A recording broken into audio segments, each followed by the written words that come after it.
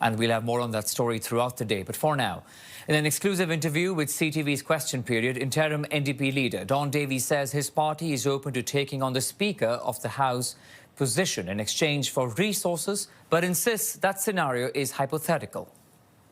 In a minority parliament, I think you have to be fluid and you have to be open. Like I said, we haven't had that proposal put to us, so I can't say that we've given any consideration to it. But, you know, any opportunity for New Democrats to meaningfully participate in this parliament and make it work and function better, I think we'd be prepared to look at. We're not looking to enter into a transaction. As New Democrats, as Jack Layton used to say, our first obligation is to make parliament work for Canadians.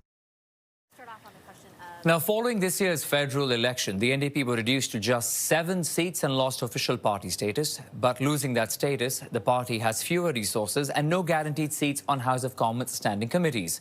Davies acknowledged the door has closed on the push for official party status, but is still advocating for additional resources.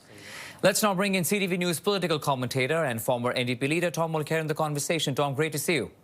Good to be with you, Akshay. So there has been so much activity in the parliament with defections and resignations of late, Tom. But what is the possibility here of NDP support to the government in exchange of the Speaker chair? I think that the NDP has to be super careful. I liked the way Don Davies said it at the end. He said, we're not looking to enter into a transaction. And that shows that they've learned a lesson from what happened when Jagmeet Singh hopped into the sack with Justin Trudeau. How could you talk seriously and credibly to people on the doorstep about not voting Liberal when that's what the NDP had been doing for 3 years? And that really hurt their chances in the last election. As you say, down to 7 seats. Recent polling shows that they might be coming a little bit back to life as Carney's Liberal government is showing itself to be small c conservative, and people might be looking for an alternative. But the very idea of leaving it open, I think that he might have wanted to shut the door completely on this idea of getting the speakership in exchange for what? Well, for voting with the Liberals, presumably. And that's kryptonite right now for the NDP. They've got to stay their own course. Doesn't mean they're going to vote systematically against the government, by the way. But I think that to the extent that even the notion of providing the Liberals with the majority that voters did not give them, it is something that the NDP has to avoid categorically.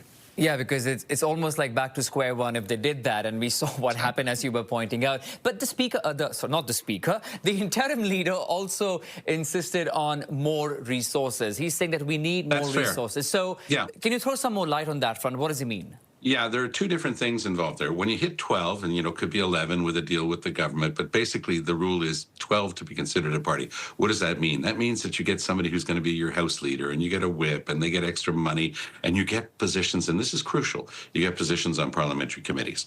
So as the Liberals creep ever slowly closer to getting that majority, that's their key goal, because the votes in the House, I don't think that those opposition parties want to bring down the government anytime soon. The government might decide to have an election and simply pull the plug. But in the meantime, the most important thing for the government is to make sure they keep winning votes. But the opposition parties are holding everything. Like, look at the big budget implementation bill, 600+ pages, just being jammed in parliamentary committee because the lack of majority in the House means that the Liberals don't have majorities on committees. And so it's very tough for them to get things like that through. So is it going to come to a point like it did with Stephen Harper in 2008, where he just said, it's not governable this way. And he called an election that he won. So is it going to come to that with Carney? I'm not sure he's there yet, but watch how the spring session rolls out. You know, we've got to get past Poilievre, who I believe will be handily, renamed as leader and given his support in Calgary next month. Once we're past that, all bets are off. Maybe a late spring, early fall election. I don't see this minority government lasting much longer unless Carney can actually managed to go out and recruit to his side of the House, 1, preferably 2 or 3 more Conservatives. That's not impossible from what we're hearing, especially with regard to some of them who don't like the leadership of Pierre Poilievre, but are going to wait and see what happens in Calgary indeed. And that's going to be historic, to see a government become majority from minority without having really an election, with just members crossing the floor. It's going to be pretty interesting. One last question, though. Don Davies also saying that the NDP can help with the parliament functioning better. But with a party with no official status, like we've been talking about that, how do you see the NDP help in terms of parliamentary functions better? Well, let's look at the logjam we just evoked with regard to those parliamentary committees. I mean, if they're in the House and they're providing the government with the tools to get votes passed in the House, it becomes a little bit less problematic for the government not to have the majority in the committees. So even though they're not present in the committees because they don't have party status, the NDP can play that positive role in the House. But again, they've got to be careful. Yeah. If they're seen to be the handmaidens of the Liberals, then people will again say, so why did we vote for you? They're being given an opportunity, the NDP are, to show their stuff, to show what it means to be progressive, to be left of center, to care about workers more, to care about the economy for everybody more, because the Liberals are more and more center right, a little bit more like conservative light. So I think that there's an opportunity there for the NDP, but they've got to play their cards right. And I'm not sure that we're seeing that, especially with the leadership race, Akshay, that it's, in my view, it's quite clear that Avi Lewis is going to win that race, given all the information that I have with regard to the sales of memberships. Now, if that's the case, they might be putting themselves totally out of sync with the average Canadian voter, because some of what he said and written over the years is frankly quite at odds with mainstream Canadian political thought.